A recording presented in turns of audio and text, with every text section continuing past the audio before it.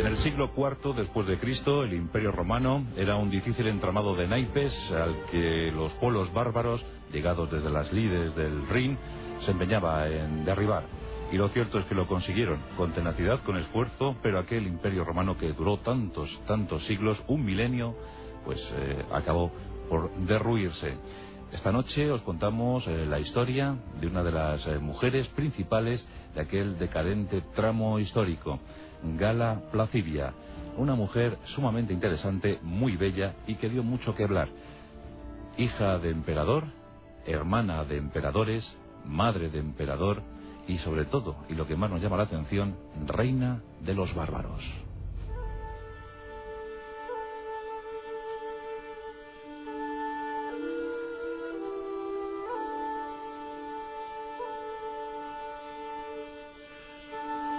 Gala Placidia era la hija favorita de Teodosio el Grande.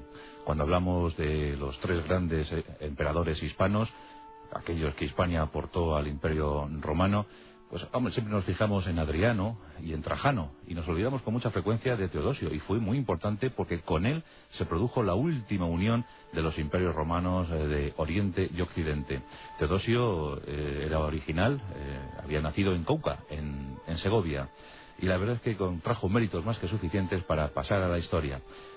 Y uno de esos méritos fue traer al mundo a Gala Placidia, una princesa exquisita, refinada, bellísima, que vio la luz en Roma allá por el año 390 después de Cristo.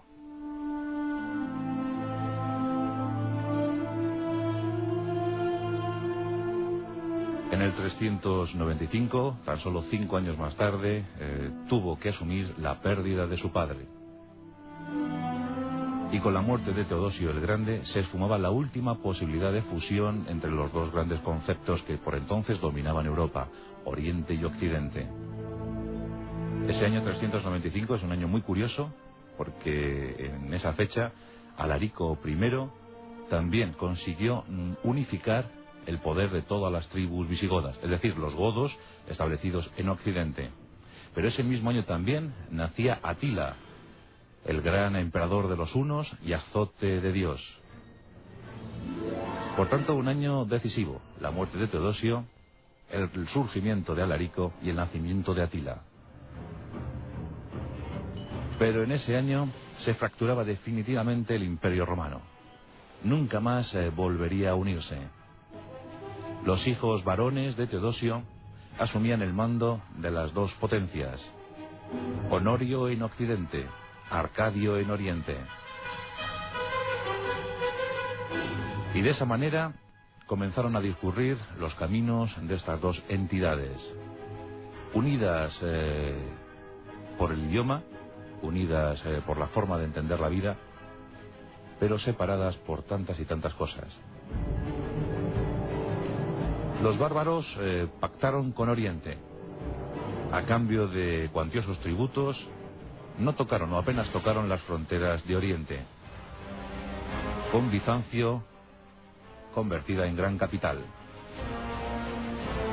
Pero ¿qué pasaba mientras tanto para la trémula Roma, para la ciudad eterna de las 7 colinas? Allí los acontecimientos se desataban al ritmo vertiginoso. Honorio era un incapaz,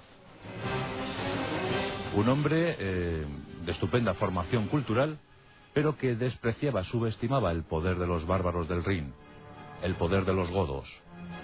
Y los godos, creedme, que eran los más poderosos del momento. A principios del siglo V después de Cristo, las tropas del joven rey Alarico asolaban el norte de la península italiana. Continuas incursiones, repliegues, avances, batallas sangrientas. Pero en esos primeros años, en esa primera década, Roma parecía permanecer ajena a lo que estaba a punto de venírsele encima.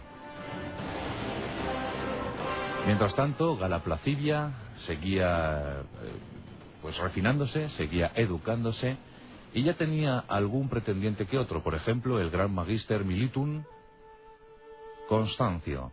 Constancio era el hombre predilecto de Honorio, su sabio asesor, el que le daba cualquier tipo de noticia que se producía, que acontecía en el Imperio Romano de Occidente. Y Constancio anhelaba el amor de Gala Placidia, aunque ésta permanecía indolente ante las peticiones constantes de Constancio. En fin, que Gala no quería saber nada de aquel hombre un tanto rudo, un tanto hosco. Nos encontramos en agosto de 410. Las hordas visigodas, en número de 200.000, incursionan en la península italiana. Desde el norte un mensaje se propaga: sangre y fuego. Alarico quiere pactar, quiere negociar el pago de algunos tributos con Honorio. No en vano, Honorio había prometido muchísimo oro a Alarico en caso de ayudarle en algún conflicto que se estaba preparando. Pero Honorio desatendió el pago de estos tributos, de este oro, y lo que hubiese sido simplemente una facturación normal y corriente de la época, pueblo que trabaja para Roma, pueblo y tropa auxiliar que recibe beneficios, pues Honorio despreció a Alarico y eso se convirtió en la perdición de Roma. En agosto de 410, las tropas visigodas entran casi sin oposición en la capital del Imperio Romano de Occidente. 6 días con sus noches, desolación, devastación, rapiña.